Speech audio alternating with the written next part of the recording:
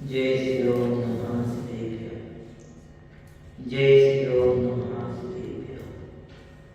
नमो अनंताय, नमो सिद्धाय, नमो आदिवीराय, नमो वैचाय, नमो योगीश्वराय।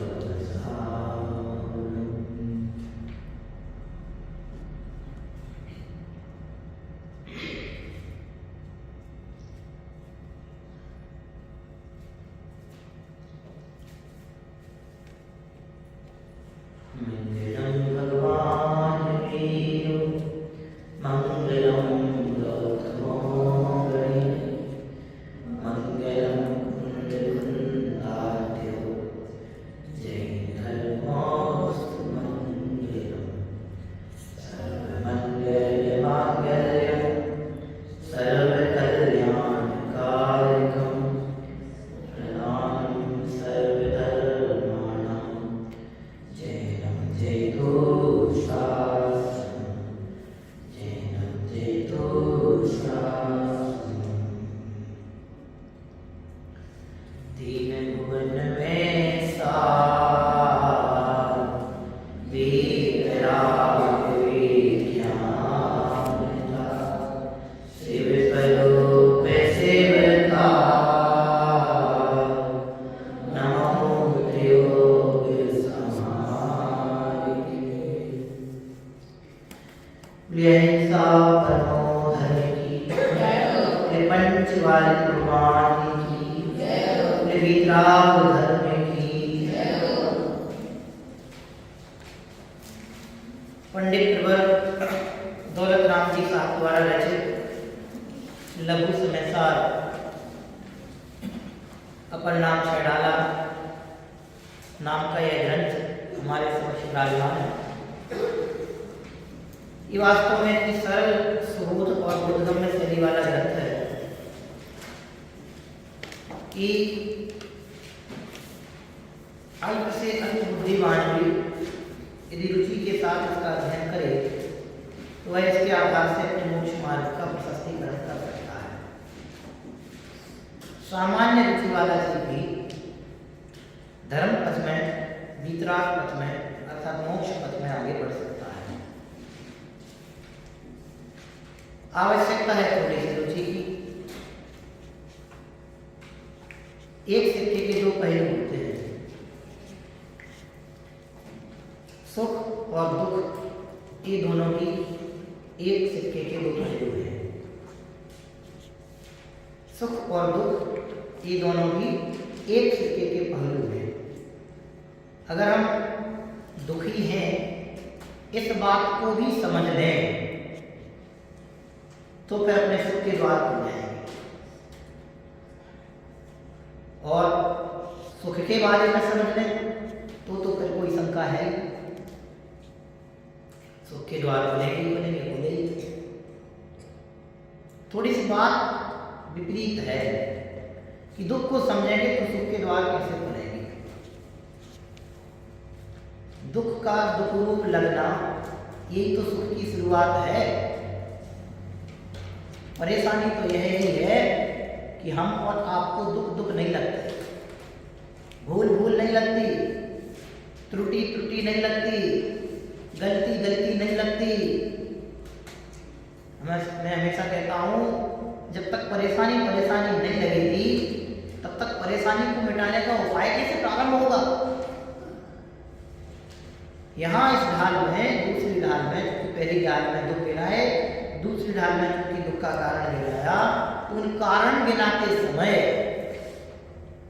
किन भूलों के कारण इन कारणों को पोषण करता हूँ, ये कारण क्यों बनते हैं, तो वे भूलें यहाँ गिना रहे हैं।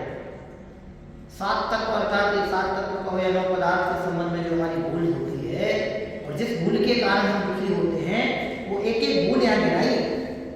अजीब को जीव मानता है, जीव तत्व के संबंध में भूल है, जिसमें जीवन तो है ही नहीं, चेतना तो है ही नहीं, उसमें जीवन की कल्पना करता है। जो जीव है ही नहीं, हो ही नहीं सकता, उसमें जीव बने की अजीब में जीव मानना, जड़ में चेतन मानना, जीव तत्व के संबंध में उपदेश करना। और ये छोटी भूल नहीं है। जहर थोड़ा सा हो या बहुत सारा, काम तो मारने में ही करता है। ऐसा तो नहीं कि 1 किलो जहर खाएंगे तो मरेगा, और 500 ग्राम खाएंगे तो 50% मरेगा, 10 ग्राम खाएंगे तो थोड़ा सा असर करेगा, मरेगा। अगर जहर है और पावरफुल है तो 10 ग्राम खाओ तो भी और 1 किलो खाओ तो भी काम तो मारने का ही करता है। क्यों? क्योंकि असली विष का काम मारना ही है। मार्केट में डुप्लीकेट जहर भी आने लगे हैं। डुप्लीकेट की तो कोई गारंटी है, समझ में आया? अगर असली जहर है तो मारने का काम करेगा, थोड़ा खाओ या ज्यादा खाओ। ऐसी भूल है तो भ्रमण होगा, अर्थात दुख होगा। क्यों? भूल से ही ये संसार बना है। भूल कर अपना घर जाने कितनों के घर, मुझको जाना पड़ा। कितने घर हमने बनाए, अपने आप को नहीं जाना, इसलिए सारी परेशानियां सड़ी हुई। इसलिए भाई एक एक तत्व से संबंध में जो भूल गिनाई जा रही है, मेरी भूल है।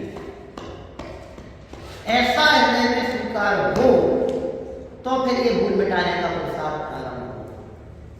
जब तक ये भूल भूल नहीं लगेगी तब तक इन भूलों को मिटाने का पुरुषार्थ प्रारंभ नहीं होगा। समझ में आए? इसलिए ये भूल माने हमारी गलती, हमारी मिस्टेक।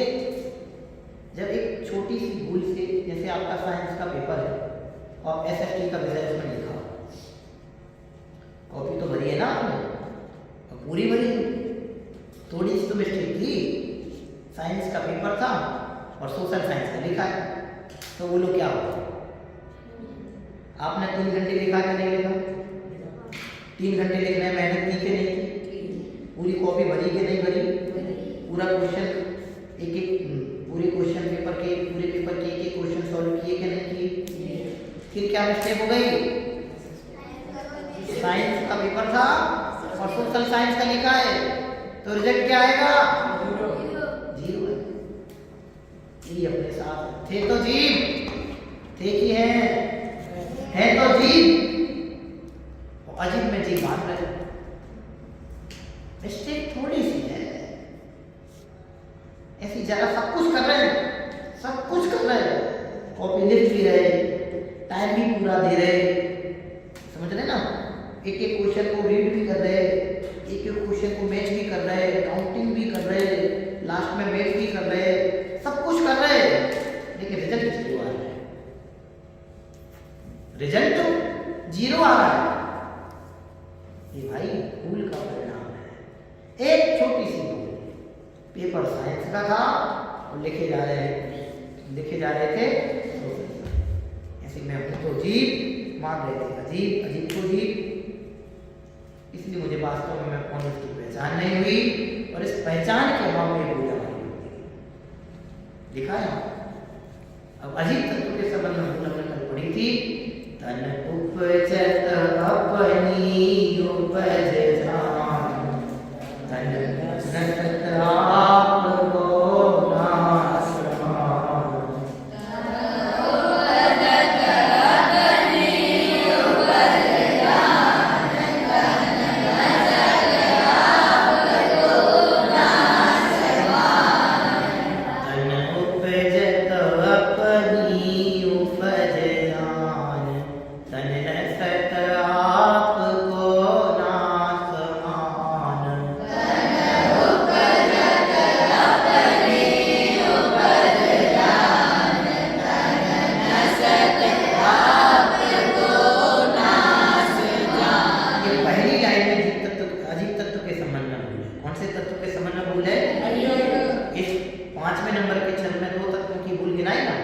पहली लाइन में अजीब तत्व से संबंधित भूल गिनाई और दूसरी लाइन में आश्रव तत्व से संबंधित भूल गिनाई।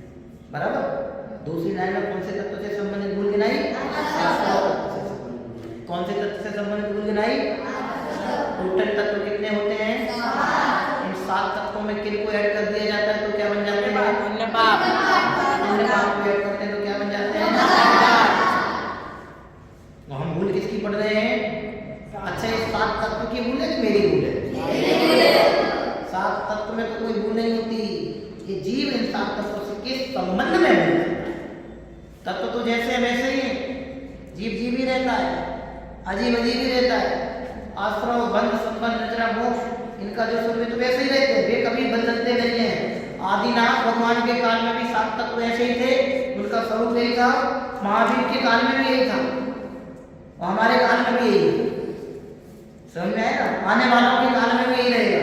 वो स्वरूप कभी नहीं बदलता, लेकिन ये जो मिथ्यात्व के कारण, अज्ञान के कारण ये जो जीव है वो इनके स्वरूप को यथार्थ नहीं जानता, अपनी डेढ़ अकल लगा के होशियार बनने की कोशिश करता है, तो इसकी होशियारी इसे संसार में ले जाती है। जगत की होशियारी दुख का ही कारण है। मोक्ष मार्ग में होशियार होने के लिए सावधान होने की जरूरत है। क्या कहा? मोक्ष मार्ग में होशियार होने के लिए सावधान होने की जरूरत है। इसलिए भाई बहुत सावधानी से सोचना। तन उपजत अपनी उपज जान, तन सत आपको नाथ मान। तन की उत्पत्ति होने पर अपनी उत्पत्ति मानता है, तन अर्थात शरीर के नाश होने पर अपना नाश मानता है। ऐसी है अजीब तत्व के संबंध में। वास्तव में तो मैं अजन्मा तत्व हूँ, अविनाशी तत्व हूँ। कितनी अच्छी लिखा है श्रीमद् भगवत गीता। जैनों का ग्रंथ नहीं, जैनियों ने नहीं, उसमें भी आत्मा के स्वरूप के संबंध में लिखा है।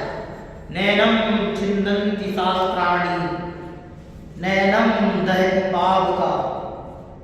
पूरा 3-4 श्लोक है, आत्मा के स्वरूप को बताते हैं कि ये जो आत्मा है वो किसी से छेड़ा नहीं जाता, किसी से। नैनम छिन्दन्ति शास्त्राणि, नैनम दहति पावका। आत्मा किसी से छेड़ा नहीं जाता, आत्मा को किसी से जलाया नहीं जा सकता, अग्नि आत्मा को जला नहीं सकती। वे कह रहे हैं कि आत्मा कभी मरता, मैं आत्मा हूँ इसलिए मैं कभी मरता नहीं। अपन बार भक्ति से पढ़ी होती तुमने भक्ति? आत्मा हूँ, आत्मा हूँ, आत्मा, आत्मा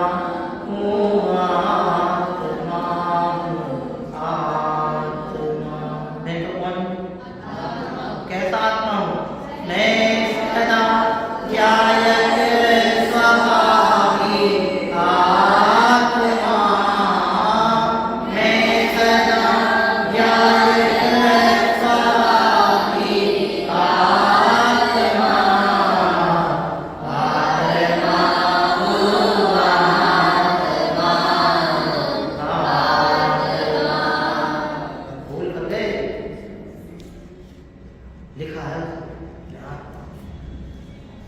शरीर की उत्पत्ति से मेरी उत्पत्ति नहीं है, शरीर के उत्पन्न होने पर मैं उत्पन्न नहीं होता।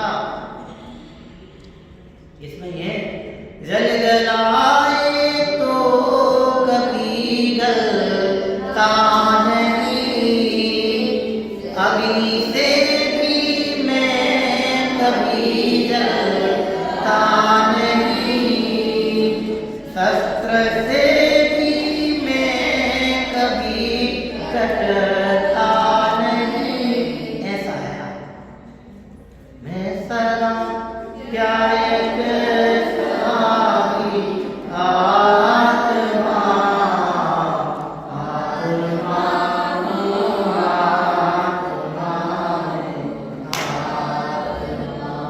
कितनी प्यारी है। अच्छे से गाओ, मजा अंदर से बंद हो जाता है। ऐसा है, ऐसा मानेंगे तो सम्यक का पोषण। अब कल्पना तो करके तो कैसे लिखा हो और बोल राम साहब एक लाइन में इतनी बड़ी भूल बता दी। शरीर की उत्पत्ति से अपनी उत्पत्ति मानता है, शरीर की उत्पत्ति से अपनी उत्पत्ति और शरीर के नाश से अपना नाश मानना, ये अजीब तत्व के संबंध में विपरीत श्रद्धा है। ठीक है, इसके आगे है कौन सा? आश्रव तत्व के संबंध में विपरीत श्रद्धा। बराबर, आश्रव तत्व के संबंध में क्या है? रागादि प्रकट ये दुख दें, तिन्हीं को सेवक गिनत दें। और जैन, हम सब हैं जैन, है ना? हम कौन है? पता है जैन किसे कहते हैं? जो जिनेंद्र देव का सच्चा उपासक, जो जिनेंद्र भगवान द्वारा कथित मार्ग पर चले, उसको जैन कहते हैं। तो जिनेंद्र ने ऐसा मार्ग नहीं कहा। कैसा मार्ग नहीं कहा? कि शरीर की उत्पत्ति से अपनी उत्पत्ति होती है, शरीर के नाश होने से अपना, ये जिनेंद्र का मार्ग है। जिनेंद्र का मार्ग क्या है? प्रत्येक द्रव्य पूर्णतः स्वतंत्र है और प्रत्येक द्रव्य कभी अभाव होने वाला है, सदा काल रहने वाला है। ये जिनेंद्र का मार्ग लिखा है आपने।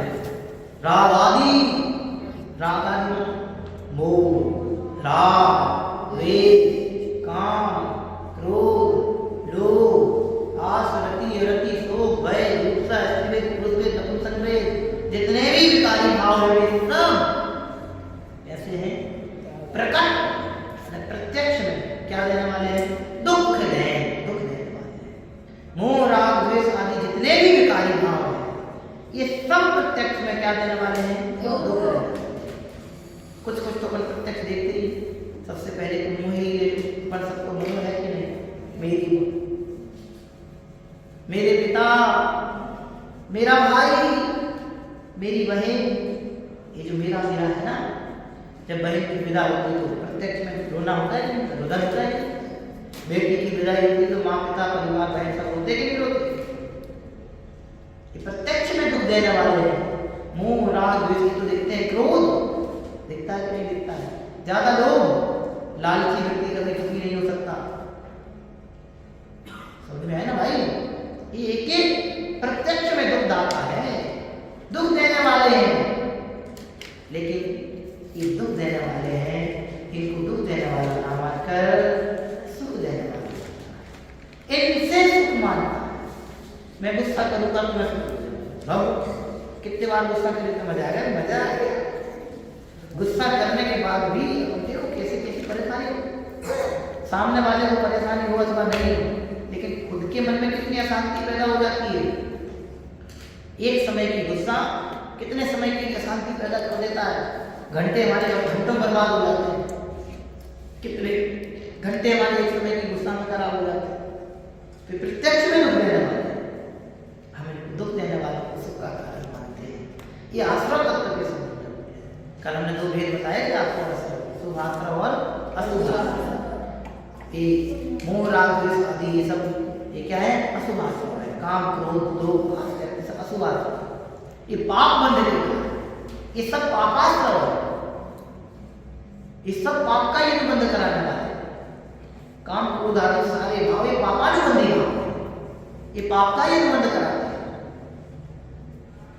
और शुभ भाव इसके विपरीत दया, दान, व्रत, पूजा, संयम, समझ में है? ये सब शुभ भाव है, ये शुभ भाव है, इसलिए शुभाश्रम है। इनसे शुभ का आश्रम है। चलो ये बात मान ली कि अशुभ, शुभ और अशुभ यहाँ लिख दिया है। क्या लिखा है? तिन्हीं को सेवक गिनत से, इनकी ही सेवा करता होगा। क्या मानता है? अपने आप को आनंद, चैन, आनंदित मानता है। इनको ही संभालता हुआ, इनको ही पोषता हुआ। सेवक है मतलब देखा ना, सेवक माने सेवक, सेवा करता है मतलब कोई हाथ नहीं लगाता, इनको ही पोषण करता है, इनको ही पोषता है, बार-बार इनकी ओर ही झुकता है। ये ठीक है, ऐसा इसको लगता है। ये भाव ही इसको कैसे लगते हैं? इनसे ही आनंद लगता है, इनसे ही सुखी मानता है। ये आश्रम के संबंध में है। आश्रम उनका दुख देने वाला है, प्रत्यक्ष में दुख देने वाला है, चाहे शुभ आश्रम हो या अशुभ आश्रम हो। अच्छा, आपको सोने की डिब्बी में जाए अच्छा लगता है कि पीतल की डिब्बी में अच्छा लगता है? किसकी डिब्बी में से जाए खाओगे? अरे सोने की, हीरे, मोती, माणिक सब में जमे होंगे। बोलो रुसैल, तुम ज्यादा हो जाओ। बोलो, हीरे जवाहरात से जड़ी हुई सोने की डिब्बी में रखा हुआ जहर खाओगे या लोहे की डिब्बी में रखा हुआ जहर। भाई साहब पहले लेके आओ, आप तो क्या ही रहे हो, बिना लेके आओ मैं कैसे मानेगा, है ना। भैया लाके की दे देंगे ना, तो कहेंगे सोने की डिब्बी में रखा हुआ जहर है कि लोहे की डिब्बी में रखा हुआ जहर है। बोलिए तो सर कौन सा अच्छा है?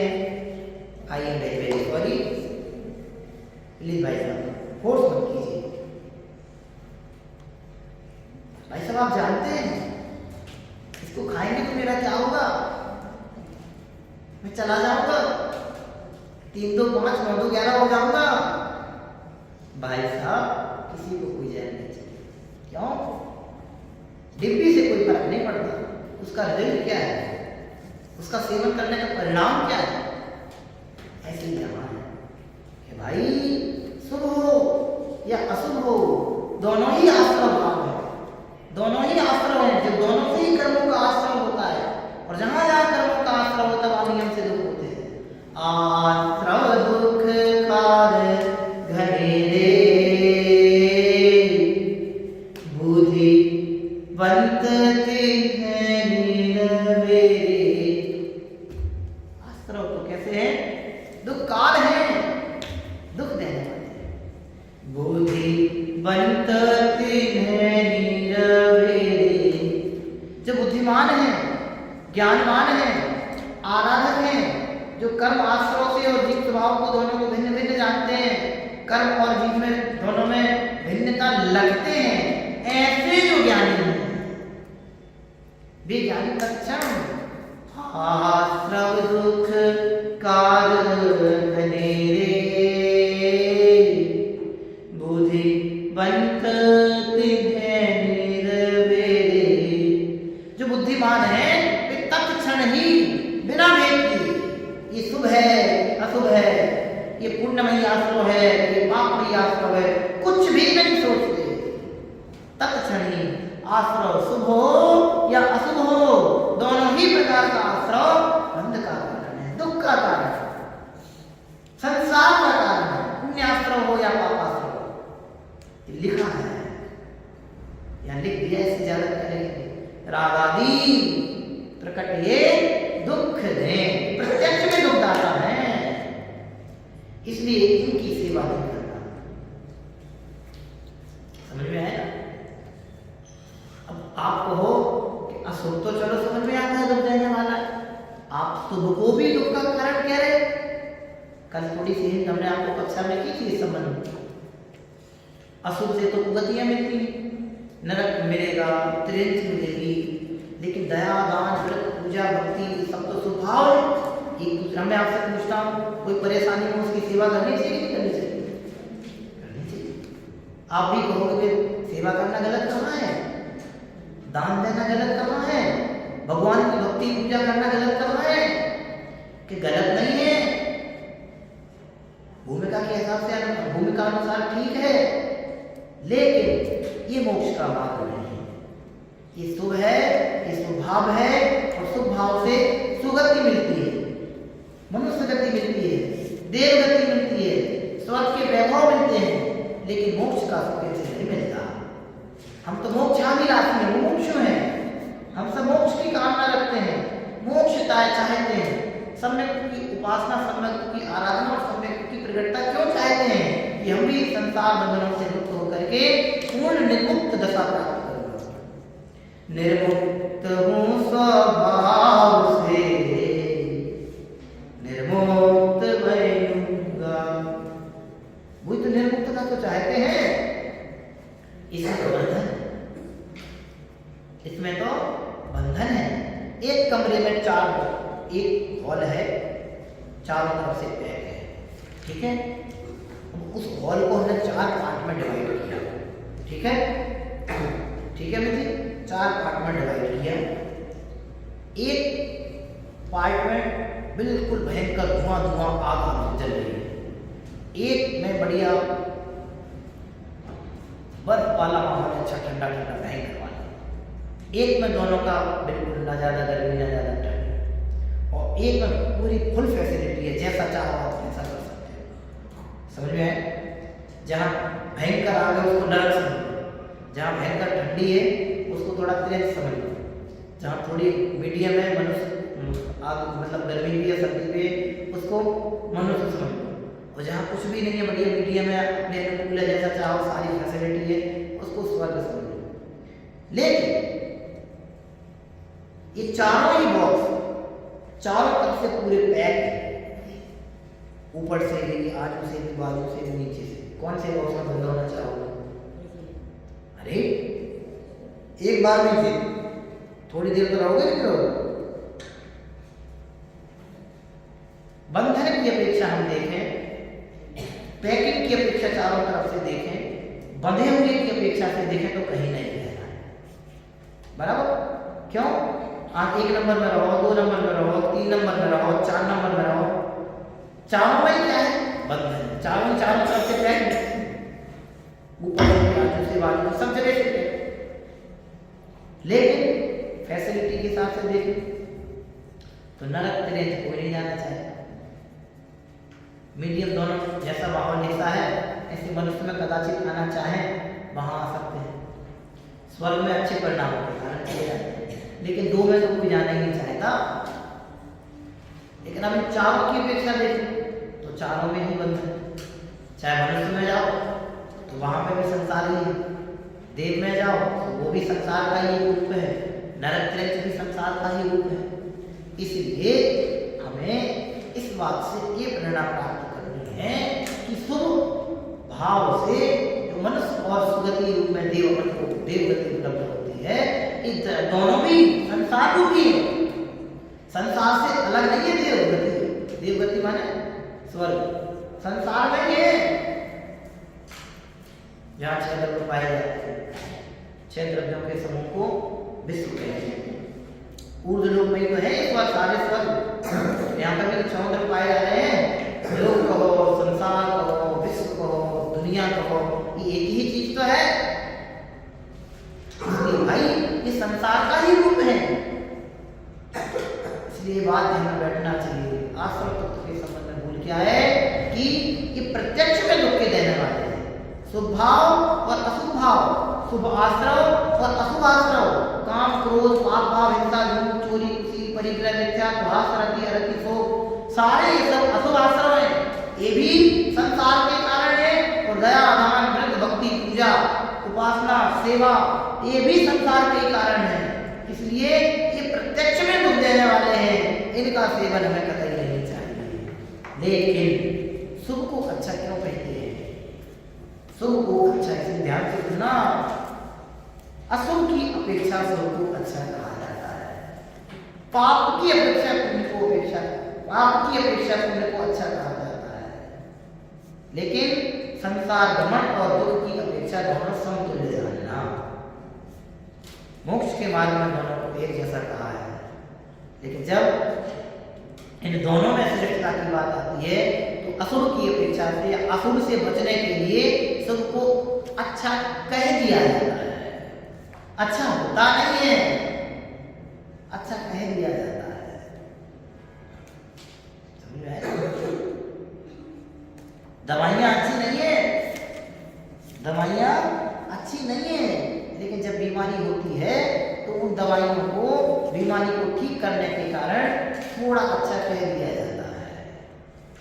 अगर दवाइयाँ अच्छी हो तो मेडिकल वाला तो दिन भर खाएगा वहाँ से, है ना? लेकिन दवाइयाँ अच्छी नहीं है, ज्यादा दवाइयों का सेवन भी ठीक नहीं है, लेकिन जिसको जो बीमारी है उस बीमारी के संबंध में जो दवाइयाँ योग हैं वो दवाइयाँ उसके लिए अच्छी कहीं जाती है कि भैया ये रोग तो ठीक हो जाए। ऐसे ही जो बिल्कुल अशुभ में लगा है, पाप में लगा है, ऐसे जीवों को पाप से बचाने के लिए, अशुभ से बचाने के लिए शुभ अच्छा है ऐसा कह दिया जाता है। लेकिन जो शुभ में लगे हैं उनको नहीं कहते कि शुभ अच्छा है, उनसे तो कहते हैं कि भैया ये भी अच्छा नहीं है, अपन को तो मोक्ष चाहिए, मोक्ष इनसे नहीं मिलता, मोक्ष तो शुभ और अशुभ दोनों एक तरीके हैं, ये दोनों ही बंध के कारण है, मैं अबंध तत्व हूँ, ऐसा श्रद्धान करने से अपने को मोक्ष की प्राप्ति होती है। यहाँ लिखा है रागादि प्रकट ये दुख में तिन्हीं को सेवक गिनत अज्ञान के कारण, मिथ्यात्व के कारण, अपनी भूल के कारण ये आश्रय तत्व के संबंध में ऐसी भूल करता है कि ये प्रकट में शुभ और अशुभ दोनों ही आश्रय भाव प्रत्यक्ष में दुख देने वाले हैं, किंतु ये अपने अज्ञान के कारण उनको सुख देने वाला मानता है और उनकी ही सेवा करता रहता है। अब आश्रय भावों को, चाहे वे शुभ आश्रय हो या पाप आश्रय हो, अशुभ आश्रय हो, उन दोनों को कैसा मानना? बंध का ही कारण मानना, लेकिन अज्ञान के कारण वह नहीं मानता है और उनकी ही सेवा करता हुआ सुखी मानता है। ऐसे है आश्रय तत्व के संबंध में भूल करता है। हम और आप सब भी ये भूलों को जानकर, इन सब भूलों को जानकर, ये भूल हम में ना रहे, इन भूलों का हम उपाय हटाने का करते हुए इनसे बचें और अपने मोक्ष मार्ग का प्रशस्तीकरण करते हुए आत्मोत्थान के कार्य में लगे हों। ऐसी पवित्र भावना से हम विराम लेते हैं।